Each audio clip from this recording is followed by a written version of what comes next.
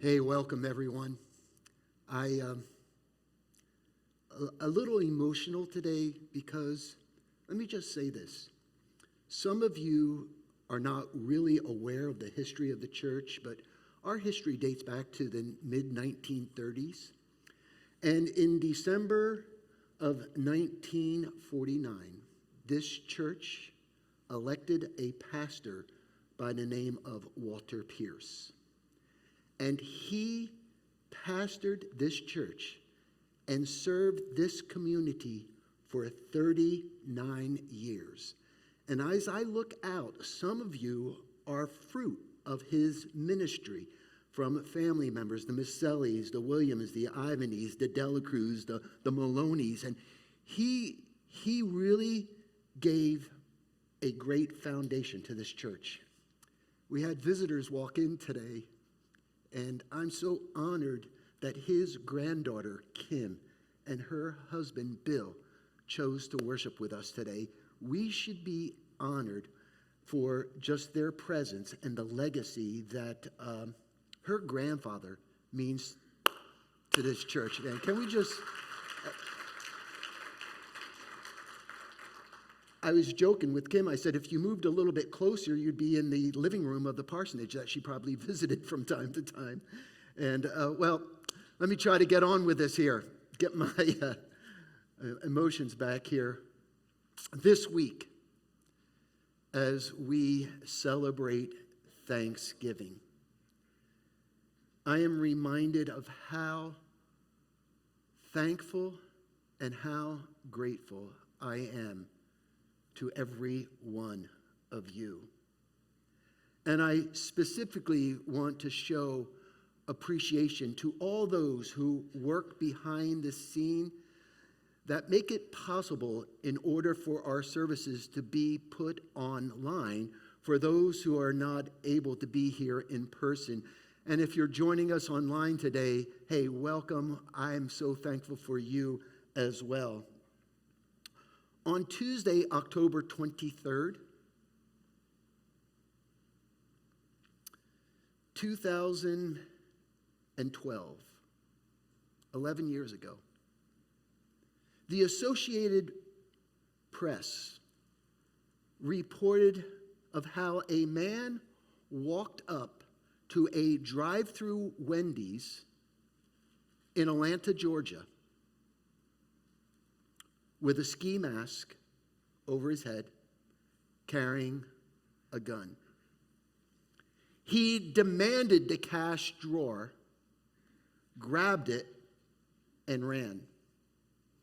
Police say that later he called that fast food restaurant to complain about the amount of cash,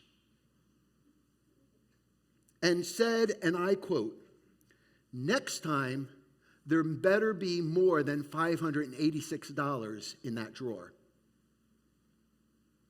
Police also went on to report that he also called a second time with a similar complaint. You can't make something like that up. That's just unbelievable. And as I remember that story, and I would laugh back then, I'm almost reminded how, well, I guess this guy never read what was written in Philippians 2:14. Do everything without complaining and arguing. And I like the way J.B. Phillips puts it, do all you have to do without grumbling or arguing. Well, the title of today's message is Gratitude's Nemesis. The grumble, the complaining. And as Doris Day once said, gratitude is riches, complaint is poverty. Well, I kind of last week mentioned how sometimes we make God's will out to be this great mystery. What is God's will for my life? And sometimes it's very plain in God's word, as we shared from 1 Thessalonians chapter 5, verses 16 through 18. What is God's will? It's God's will for us to be joyful. It's God's will for us to always be in an attitude of prayer. It's God's will for us to be thankful in all circumstances. And I believe that Paul was well aware that gratitude's nemesis, that the enemy of gratitude, is grumbling and complaining. And it can be contagious. And if we allow this negativity to saturate our thinking, it will hinder us from God's will. Not only that, if we allow these negative attitudes to consume us, they become a gateway to chronic complaining, to selfishness, to depression, to low self-esteem, to bitterness, to hatefulness. And I'm so thankful for learning, because I discovered this week that there's a name for all this. It's called negative bias. Anybody ever heard of negative bias? Negative bias is the tendency to give more weight or attention to negative information than positive information. Wow, you're awful quiet today. And as humans, don't we tend to remember the bad experiences over the good experiences? Don't we recall the insults more than the praise? Don't we think about negative things more than positive things? It's so much easier to enter into a negative conversation than to enter into a positive conversation. Come on, am I the only one in the house?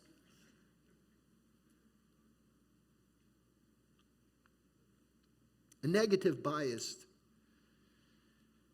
means that we mix up the lyrics of a song that Johnny Mercer sang. Instead of accentuate the positive, we accentuate the negative, and we try to eliminate the positive. We mix it up. Well, there's a life lesson that I learned from the life of the Israelites. And I believe there's a life lesson we can all learn from their life. So first, I want to start off with the initial grumble. Remember the story so well. God told Moses it was time to deliver the Israelites from Egypt. How they were being taken advantage of, how they were overworked. And God called Moses to tell Pharaoh to let my people go. And Moses led them up to the Red Sea with really no place to go. And all of a sudden they heard some noise from behind. And here's Pharaoh and his army, who has changed his mind about letting them go. And those Israelites knew they were in between a rock and a hard place. And what do you normally do when there's no way out? Was it because there were no graves in Egypt that you brought us out to the desert to die? What have you done to us by bringing us out of Egypt? Now, if you were Moses, what would you be saying? Hey, guys, it wasn't my idea. I'm just doing what God told me. But right away, we get a little hint of unhappiness. And we see God's grace by parting the Red Sea, allowing them to cross on dry ground. And when the enemy got in the midst of that sea, the wind stopped and the waves came. And all of a sudden, in chapter 15, what do we hear the Israelites singing? I will sing unto the Lord, for he has triumphed gloriously. The horse and the rider were thrown into the sea. Yay! And then, as Moses led them from the Red Sea, for 3 days they were in the wilderness, in the desert of Shur. And they come to a body of water where they're thirsty, but they can't drink the water because it's bitter. So what do they start to do? They forget about the miraculous provision of God. So the people grumbled against Moses, saying, what are we to drink?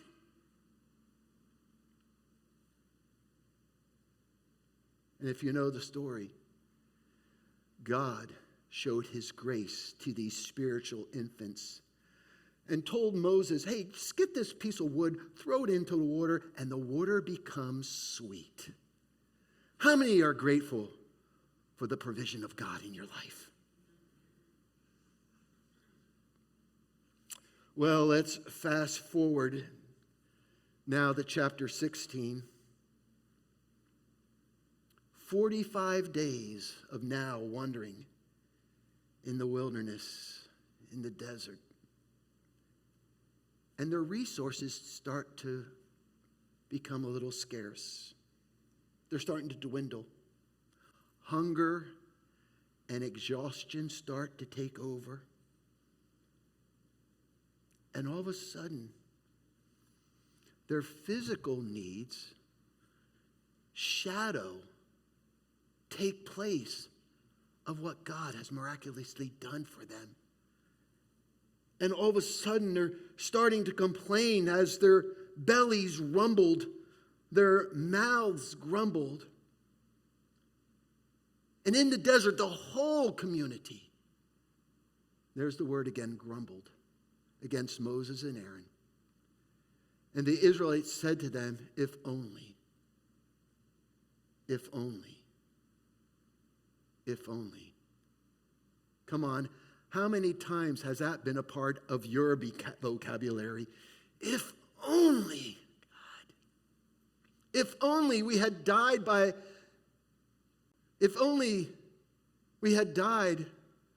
the Lord's hands in Egypt.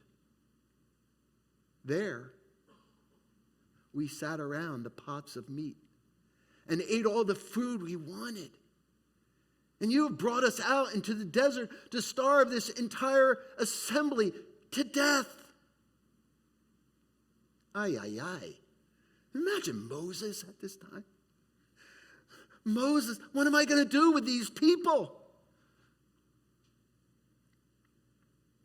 Moses realized that he had a problem on his hands.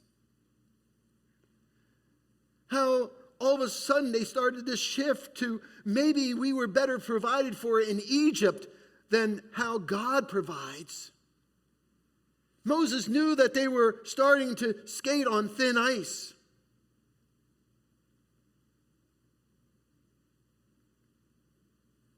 As I started to contemplate on this section of Scripture,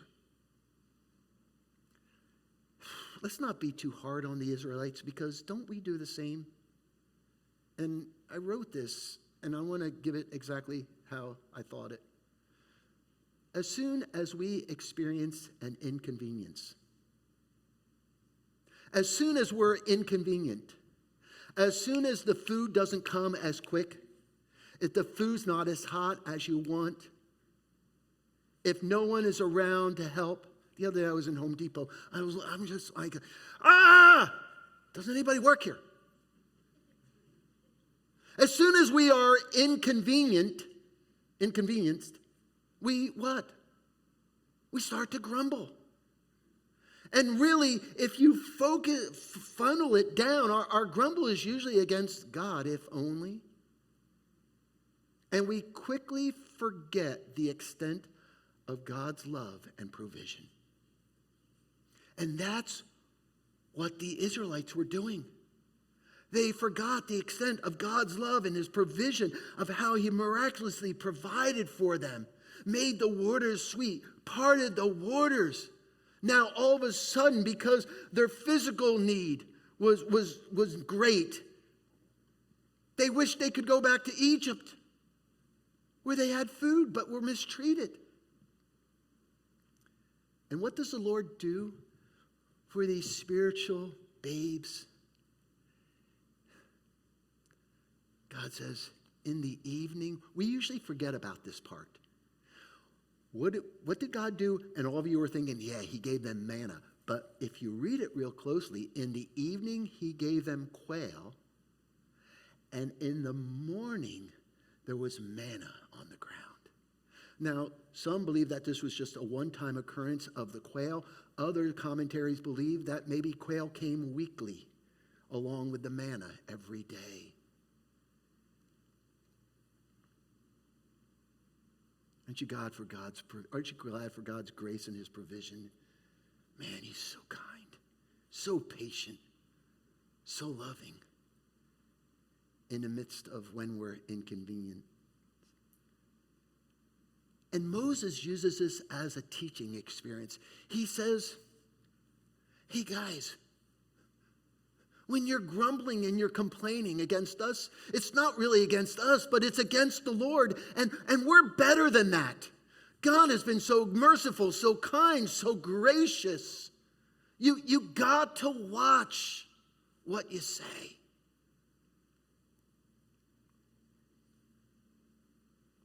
But like any good sermon, it's usually forgotten in a couple of days.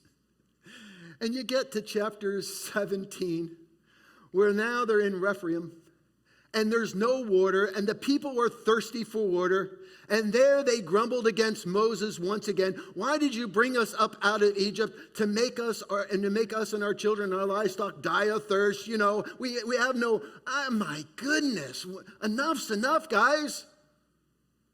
And Moses goes to the Lord, my people are thirsty.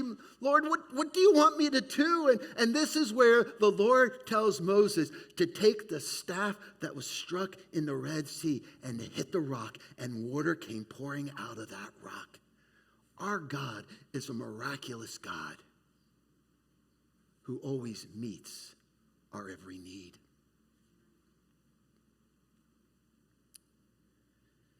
Well, point 2. If you would allow me, I want to quote a 19th century English poet, William Blake. And this is what he discovered. If you feed something, it grows. If you starve something, it dies. And he observed, as a result, we inevitably become what we let our minds think about. So he wrote this: we become what we behold. We become what we think about. We become what we behold. And Moses understood that we become what we behold. That's why he kept warning the Israelites, guys, when you complain, it's not against me and my brother, it's not against me and Aaron, but it's against, you got to watch yourself. And this will lead down a negative track, a negative journey. When we behold anger, we become angry. When we behold envy, we become bound to jealousy. When we dwell on bitterness, on resentment, and we just keep thinking, we become bitter. And when we harbor frustration, we are transformed into this quarrelsome person who argues about everything because we're angry, we're jealous, we're bitter, and everything ends up in an argument where you're the type of person that nobody else wants to hang around. I saw that over there. Because we become what we behold. Now, I am so thankful that God's word is new every morning. And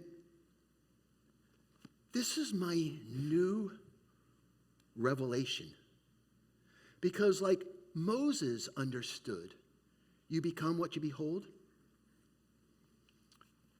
James understood, you become what you behold. Just track with me for a moment. In James chapter 1, there's a verse that's always been a little puzzling to me. But you got to think about who James is writing to. James is writing to the 12 tribes that have been scattered through the nation. And the reason they have been scattered, in Acts chapter 8, when Stephen was stoned, the church became persecuted. And they didn't scatter because they wanted to. They scattered because they had to. It was life or death. Now, if you had to leave your home, if leaving your home was a matter of life or death, and you had to leave your home, if you had to leave the comforts of your surrounding areas, let me ask you a question. Would you count it all joy?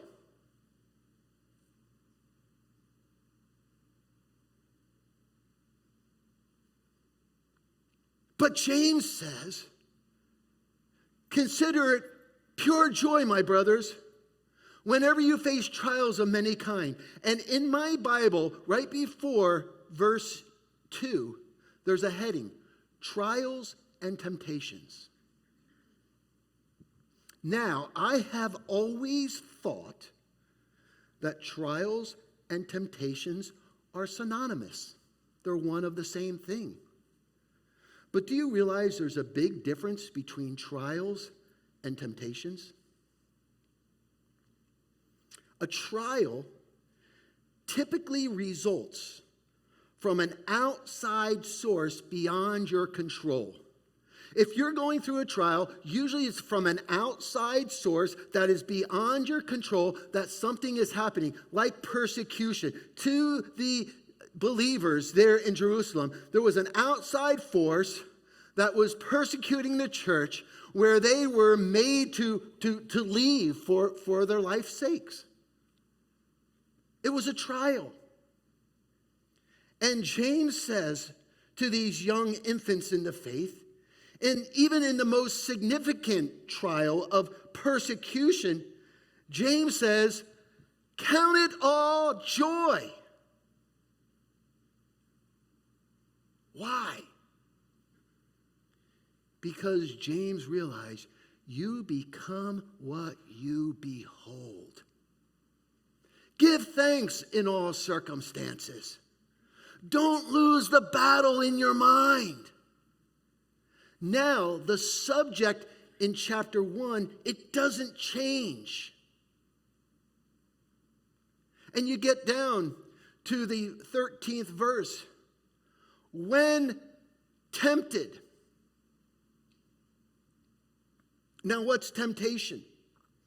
Temptation often stems from an inner moral struggle involving ungodly desires. A temptation, a trial is outward. A temptation is an inward moral struggle. You know what's right, but you're tempted to do what's wrong. There's this inner moral struggle that involves ungodly desires.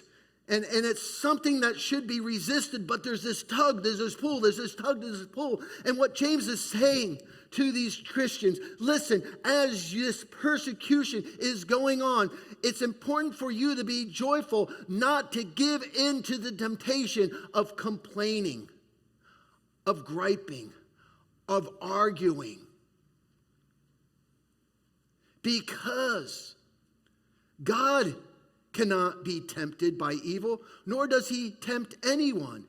But each one is tempted when by his own evil desires is dragged away and enticed.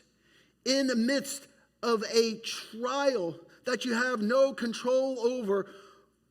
James is saying, be joyful. Paul says, count it all joy. Be joyful always. Why? Because he realizes that if you give the devil a little foothold with negative thinking, with complaining, with griping, all of a sudden that desire will give birth to sin. That birth to sin will lead to death. And that's what basically the Israelites were happening to the Israelites. The desire was what? To go back to Egypt and forsake the salvation that God has provided. And all of a sudden, I have a whole new outlook on James chapter 1. That James is warning them, watch out, you become what you behold. And through the trials of life, make sure you don't give in to the temptation of complaining and griping. You got it? That's just amazing. Well, 80 days later, you go to Numbers chapter 11. They now are under the law. They've built this tabernacle. God's presence is physically a reminder as there's a cloud of fire by night and a pillar of cloud by day. It's a reminder of God's presence that is leading them and guiding them. And now the people complained about the hardships in the hearing of the Lord. And when he heard them, boy, his anger was aroused. And what were they complaining about? Same old, same old. And the fire of the Lord burned amongst them and scattered some of the outskirts of the camp. And when the fire started to come upon the outside of the camp, so the people start to grumble. Moses starts to pray. God withholds the fire.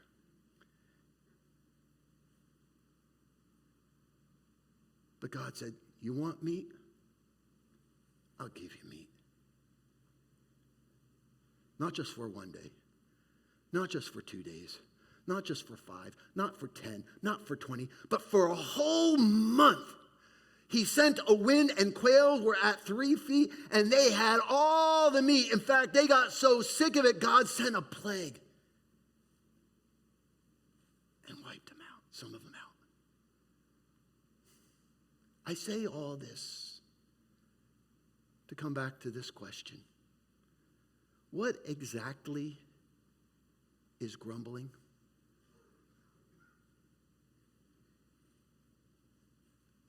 And I've come to the point of realizing grumbling is the complete opposite of gratitude.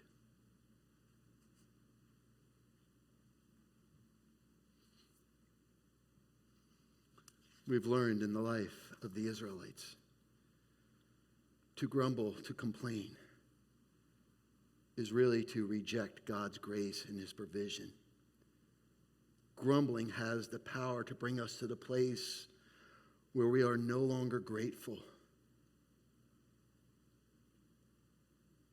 And really, we're living life backwards instead of forwards. Pastor Bonnie, you can come. Worship team, you can come. But what I'm reminded of this morning is thankfully, grumbling and complaining doesn't have the final say. God's grace does. And man, I can't tell you how many times I'm on my knees before the Lord saying, God, forgive me for being so ungrateful.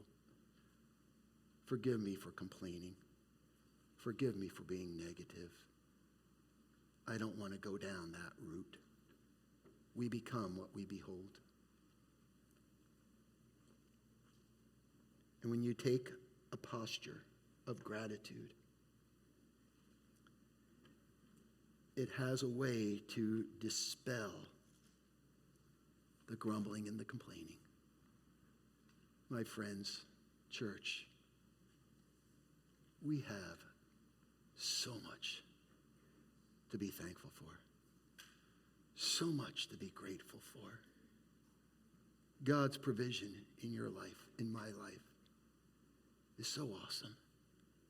His presence that neither leaves us nor forsakes us.